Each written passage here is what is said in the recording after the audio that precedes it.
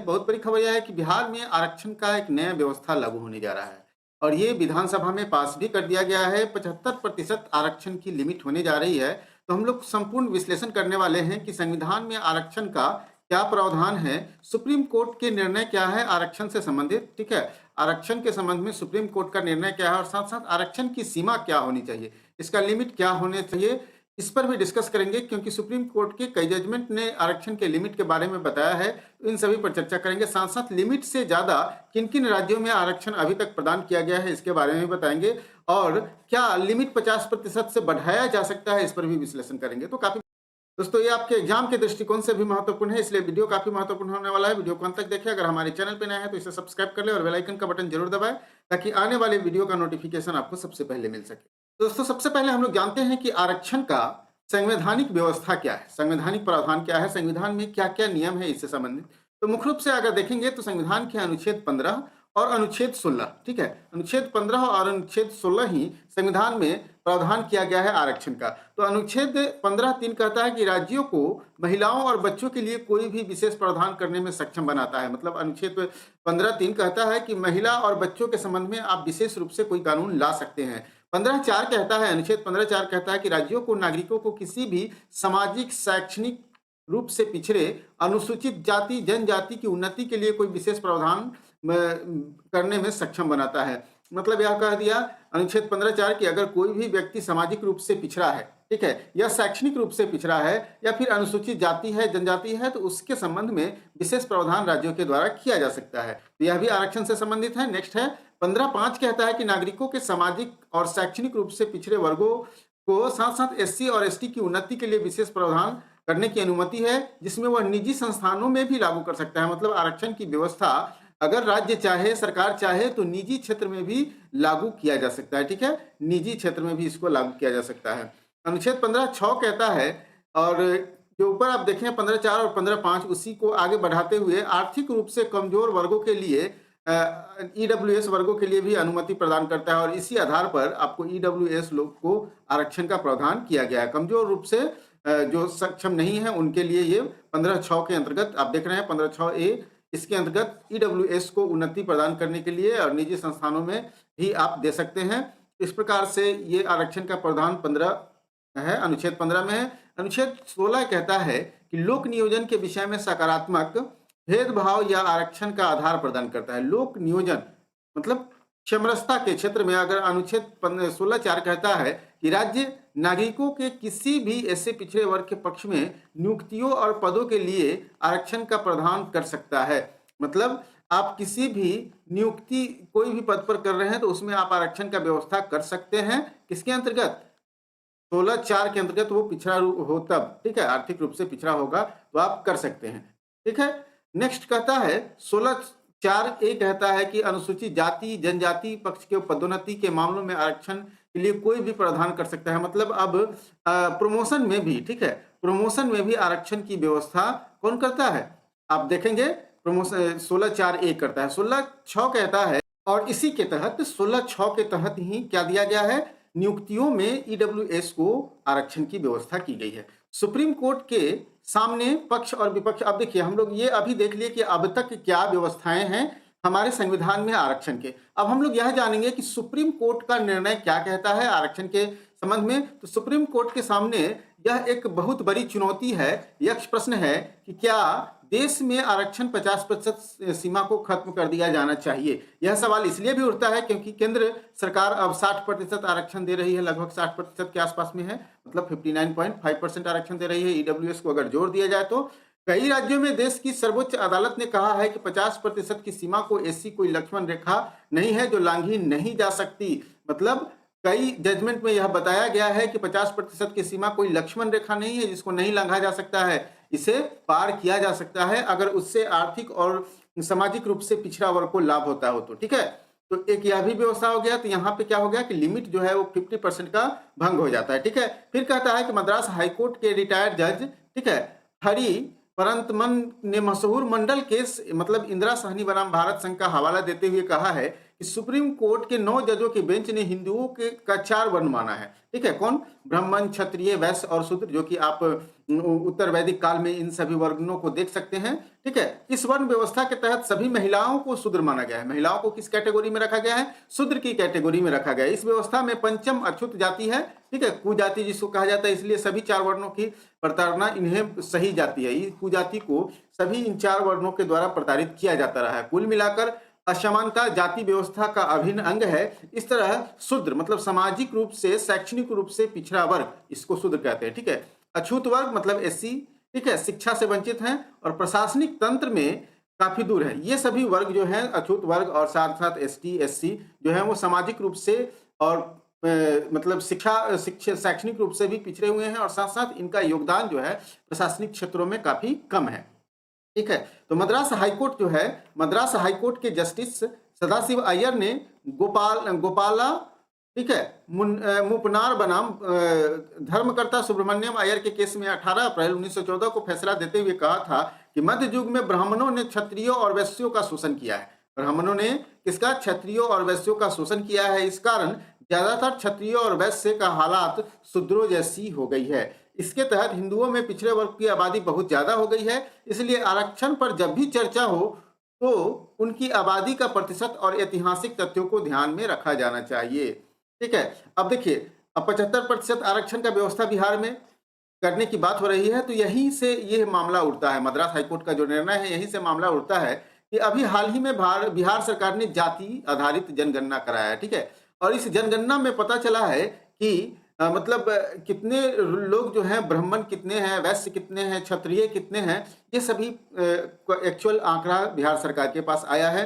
उस आंकड़ों के अनुसार, ठीक है, उस आंकड़ों के अनुसार अब उस आंकड़े के आधार पर आरक्षण व्यवस्था लागू करने के लिए बिहार सरकार तत्पर है। ठीक है? तो ये जो मद्रास हाईकोर्ट का निर्णय है, इस निर्णय के अनुसार बिहार सरकार बढ़ी है और डेफिनेट रूप से ये निर्णय लागू हो सकता है अगर मद्रास हाईकोर्ट का निर्णय माना जाए तो। और संविधान में आप 16(4) के तहत सरकारी नौकरी में पिछड़े वर्ग को आरक्षण का प्रावधान किया गया है, लेकिन दुर्भाग्यवश मूल संविधान में इसके लिए शिक्षा के आरक्षण की व्यवस्था नहीं की गई है। इससे पहले ही संविधान संशोधन कर आर्टिकल 15(4) को जोड़कर कमी को पूरा कर लिया गया है। जो शिक्षा शैक्षणिक रूप से जो पिछड़े हुए हैं उनको भी आरक्षण की व्यवस्था है। जहां तक आरक्षण सीमा की बात है, हम लोग सीमा की बात कर रहे हैं, आरक्षण सीमा की, लिमिट की, कि भाई क्या लिमिट 50% तय है? 50% से अधिक आरक्षण को नहीं बढ़ाया जा सकता। तो आरक्षण की सीमा 50% तक कायम रखने की है। तो संविधान में ऐसा कोई प्रावधान नहीं है कि आरक्षण का लिमिट 50% ही हो। संविधान में कहीं कोई प्रावधान नहीं है। मतलब इससे स्पष्ट है कि ये लिमिट को बढ़ाई या घटाई जा सकती है। ठीक है? फिर भी 1962 में सुप्रीम कोर्ट ने एमआर बालाजी बनाम मैसूर राज्य के केस में आरक्षण की सीमा 50% से नीचे तय कर दी थी।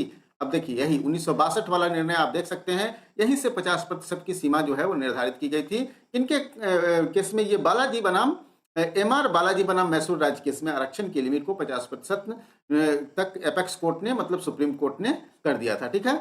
अब इस एपेक्स कोर्ट का निर्णय, मतलब सुप्रीम कोर्ट का निर्णय क्या प्रभावी होगा? तो 75 में सुप्रीम कोर्ट की 5 जजों के बेंच ने केरल राज्य बनाम एमएस थॉमस केस में कहा कि आरक्षण का प्रतिशत तथ्यों और परिस्थितियों के आधार पर तय किया जाएगा, न कि निश्चित सीमा के अंदर। अब देखिए, अब सुप्रीम कोर्ट का यह निर्णय जो 1975 में आया, यह 1962 के निर्णय के जस्ट अपोजिट हो गया कि भाई जो लिमिट 50% का रखा गया है उसको आप तोड़ सकते हैं। किस आधार पर? परिस्थितियों के आधार पर। ठीक है? परिस्थितियों और तथ्यों के आधार पर इसको बढ़ाया घटाया जा सकता है। तो डेफिनेट रूप से बिहार में जो 75% की जो आरक्षण लिमिट है उसको लागू किया जा सकता है। 75% की में 10% ईडब्ल्यूएस भी है। ठीक है? इसलिए इसी को हम लोग 75% कर रहे हैं।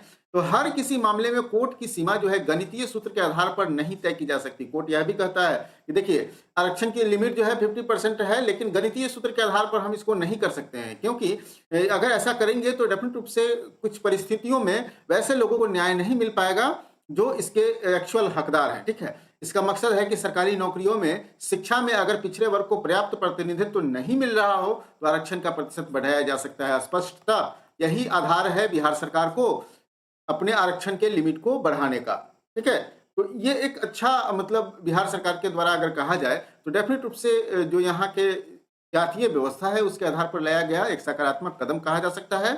ठीक है, 1990 में जब वीपी सिंह सरकार में केंद्र में सरकार बनी, तब एक मंडल आयोग का गठन किया गया था, जैसा कि आप लोग को मालूम है। और इन्होंने पिछड़े वर्ग को 27% आरक्षण देने का प्रावधान किया गया था। ठीक है, हम लोग यह भी चर्चा करेंगे कि बिहार में कितना प्रतिशत बढ़ाया जाएगा, इस वर्ग को कितना प्रतिशत आरक्षण मिलेगा, यह भी हम लोग जानेंगे। ठीक है, तो ये प्रावधान मंडल आयोग कर दिया। 62 में फैसले में आया कि 1962 के फैसले में आया कि मंडल आयोग ने जजमेंट में भी आरक्षण के प्रतिशत की कोई ऊपरी सीमा तय नहीं की गई, और केंद्र सरकार ने इन्हें 2 बार शिक्षा में 27% का आरक्षण दिया है। ठीक है, हालांकि उत्तर भारत के कई राज्यों में सामाजिक और शैक्षणिक रूप से पिछड़े वर्गों को शिक्षा में आरक्षण का कोई प्रावधान नहीं है। ठीक है, मतलब उत्तर भारत में सामाजिक और शैक्षणिक आधार पर शिक्षा के क्षेत्र में कोई ये नहीं है। और आज देखिए 75 वर्ष हमारे देश की आज़ादी का हो गया, फिर भी हालात में कोई ज़्यादा सुधार देखने को नहीं मिल रहा है। सामाजिक और शैक्षणिक रूप से अगर देखा जाए तो पिछड़े वर्ग, अनुसूचित जाति, जनजाति वर्ग में कुछ ज़्यादा विशेष परिवर्तन देखने को नहीं मिल रहा है। अभी भी आप देखेंगे तो खासकर अगर जुडिशियरी की बात कर लें तो वहाँ अभी भी उच्च न्यायालयों, सर्वोच्च न्यायालयों में आप देखेंगे तो वहाँ पे एससी एसटी और ईबीसी ओबीसी कैटेगरी के बहुत कम ही आपको न्यायाधीश देखने को मिलेंगे। ठीक है, नहीं के बराबर देखने को, महिला न्यायाधीश भी आपको नहीं के बराबर देखने को मिलेंगे। वहीं अगर आप देखेंगे उच्च स्तर पर आप केंद्रीय सचिवालय, एग्जीक्यूटिव सेक्रेटरी के पदों पर भी इनका प्रतिनिधित्व बहुत कम है। मतलब नीति निर्धारण में इनका कोई योगदान ही नहीं है, जबकि यह देश की आबादी का लगभग आप देखेंगे तो लगभग आपको 65% आबादी है इनकी, फिर भी ये इनके नीति निर्धारण में कोई योगदान नहीं है। ठीक है, आईआईएम, आईआईटी में भी इनका दाखिला नहीं हो पाता है।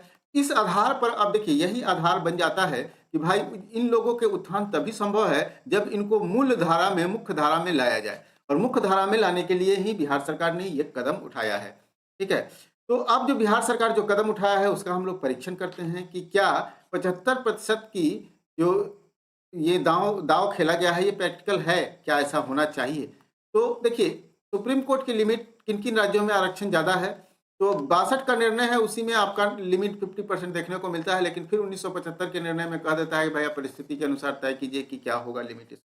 तो अभी जो आप देखेंगे बिहार सरकार जो निर्णय की है इसमें एससी एसटी ओबीसी ईबीसी, ठीक है, ओबीसी और ईबीसी सभी को मिलाकर के 65% आरक्षण व्यवस्था, और शेष में जनरल वर्गों के लिए, ठीक है, जनरल वर्गों के लिए में 10% ईडब्ल्यूएस हो गया और 25% हो गया जनरल। ठीक है, तो कुल मिलाकर 35% इनके लिए हो गया। ठीक है, तो ऐसा आरक्षण व्यवस्था। अब नीतीश सरकार ने 9 नवंबर को विधानसभा में आरक्षण के बिल को पास भी कर दिया है। अब देखिए 1962 में सुप्रीम कोर्ट का निर्णय 10% कहता है, और भारत सरकार जो है इसी आधार पर 49.5% आरक्षण दी है। ओबीसी को 27%, एससी को 15%, एसटी को 7.5%। इसके अलावा आर्थिक रूप से पिछड़े वर्ग को 10% आरक्षण व्यवस्था दी है। मतलब कुल मिलाकर देखा जाए तो 50% के पार कर चुकी है यहाँ भी। ठीक है, तो 49% ये है एससी एसटी ओबीसी को मिलाकर के आरक्षण है। 50% जो रेस्ट बच जाती है 50.5%, उसी में है ईडब्ल्यूएस को 10%। तो अगर लिमिट देखा जाए ईडब्ल्यूएस को, शैक्षणिक रूप से, आर्थिक रूप से पिछड़े वर्ग है ये लोग, तो डेफिनेट रूप से इनको आरक्षण अगर दिया गया है तो लिमिट यहाँ भी क्रॉस कर रही है। यहाँ भी लिमिट आपका लगभग 60% के आसपास में, मतलब 1962 के जजमेंट का, सुप्रीम कोर्ट का जो निर्णय है उसको यहाँ भी केंद्र सरकार में भी पार कर गया। ठीक है, अब देखिए बिहार में 75% आरक्षण मिलेगा, किसको कितना मिलेगा यह भी देख लीजिए। तो देखिए 75% की जो है वो आरक्षण की सीमा 50% थी, ईडब्ल्यूएस को 10% आरक्षण मिलता था, लेकिन अगर नीतीश सरकार का प्रस्ताव पास हो जाता है तो आरक्षण में 50% सीमा टूट जाएगी। कैबिनेट ने मंगलवार को ये पास कर दिया है, 50% का से बढ़ाकर ये 65% कर दिया गया है। मतलब पिछड़ा, अति पिछड़ा वर्ग को 30%। ठीक है, मतलब ओबीसी और ईबीसी को मिलाकर के कितना हो गया 30%, और प्लस 3% इसमें ओबीसी महिला को दिया गया है। मतलब कुल कितना हो गया, ये बढ़ाकर जो 30% मिलता था अब ये बढ़ाकर हो गया 43%। ओबीसी ईबीसी को कितना मिलेगा, अब 43% आरक्षण दिया गया है। अब देखिए पहले अनुसूचित जाति को 16% दिया जाता था, अब इनको 20% दिया जाएगा, 16 से बढ़ाकर 20 कर दिया गया। अब देखिए उसके बाद एसटी वर्ग को 1% आरक्षण पहले दिया जाता था, इसको बढ़ाकर 2% कर दिया गया। ईडब्ल्यूएस को 10% दिया जाता था, 10% दिया जाएगा। कुल मिलाकर अगर देखा जाए ईडब्ल्यूएस को मिला दिया जाए तो 75% आरक्षण व्यवस्था बिहार में लागू होने जा रही है। ठीक है, बिहार में 13 करोड़ की आबादी है और किसमें कितना जाति है देख लीजिए। 13 करोड़ आबादी में 27% अन्य पिछड़ा वर्ग है, 36% अत्यंत पिछड़ा वर्ग है।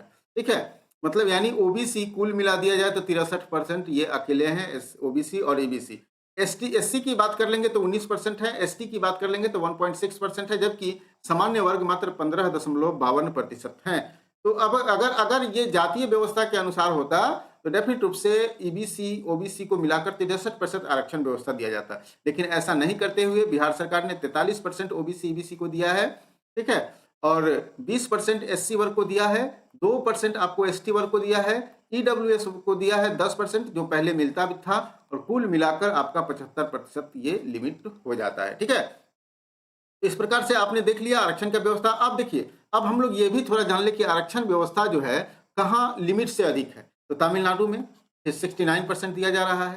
ठीक है, झारखंड में 50% से बढ़ाने का फैसला लिया गया, लेकिन सरकार कानून में बदलाव लाई और इसमें क्या हुआ कि ये सभी व्यवस्थाएं तो लाई गई, लेकिन ये झटका लग गया कहाँ, राज्यपाल ने इसे अभी तक अपने पास ही रखा है। मराठा आरक्षण अगर मिलता है तो डेफिनेट रूप से यहाँ भी आरक्षण व्यवस्था पार कर जाएगी। ठीक है, यहाँ भी आरक्षण व्यवस्था पार कर जाएगी। छत्तीसगढ़ में 76% फैसला लिया गया है, 73%, मतलब बिहार से एक कदम आगे है ये। मध्य प्रदेश में 73%, यह भी बिहार के आसपास में आ गए। ठीक है, 73% देने का। राजस्थान में 50% की सीमा, आरक्षण सीमा से ज्यादा आरक्षण व्यवस्था की जा रही है और यहाँ भी 75% लागू करने पर जोर दिया जा रहा है। अब देखिए अनुसूची, 9वीं अनुसूची क्या है यह भी जानना जरूरी है। तो 9वीं अनुसूची क्या है कि इस तरह के जो व्यवस्थाएं होती है वो 9वीं अनुसूची में डाल दिया जाता है राज्य सरकार के द्वारा या केंद्र सरकार के द्वारा। अब 9वीं अनुसूची में क्यों डाल दिया जाता है, तो 9वीं अनुसूची में ये प्रावधान किया गया है, अनुच्छेद 9वीं ये जो प्रावधान किया गया है, चुनौती नहीं दी जा सकती है इसको न्यायालय में। ठीक है, इसको न्यायालय में चुनौती नहीं दी जा सकती है। किसको, जो सब्जेक्ट 9वीं अनुसूची में होगा, ठीक है, अनुसूची में होगा, उसको आप न्यायालय में चुनौती नहीं दिए जा सकते हैं। तो स्पष्ट रूप से अब यह भी जान लीजिए कि अगर 50% की व्यवस्था जो है वो लागू कर दी जाती है बिहार में, अगर इसको राज्यपाल मंजूरी दे देते हैं, अगर ये लागू हो जाती है, क्योंकि बिहार में आप देख रहे हैं कि राज्यपाल यहाँ बीजेपी भी सपोर्ट कर रही है, बीजेपी भी इसके सपोर्ट में आ गई है। तो डेफिनेट रूप से अगर राज्यपाल महोदय इसको आरक्षण व्यवस्था को लागू करने का निर्णय ले लेते हैं तो ये आरक्षण व्यवस्था 75% लागू हो जाएगी, क्योंकि इसे 9वीं अनुसूची का विषय बनाया गया है।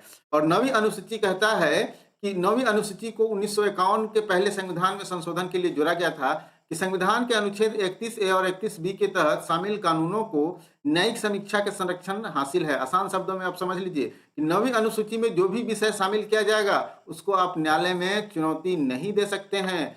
तो अगर ये 9वीं अनुसूची में डाला जा रहा है तो डेफिनेट रूप से आपको इसे कोई भी इसे न्यायालय में चुनौती नहीं दे सकता। अगर न्यायालय में चुनौती नहीं दे सकता तो राज्यपाल के हस्ताक्षर के साथ ही बिहार में 75% आरक्षण व्यवस्था लागू हो जाएगा।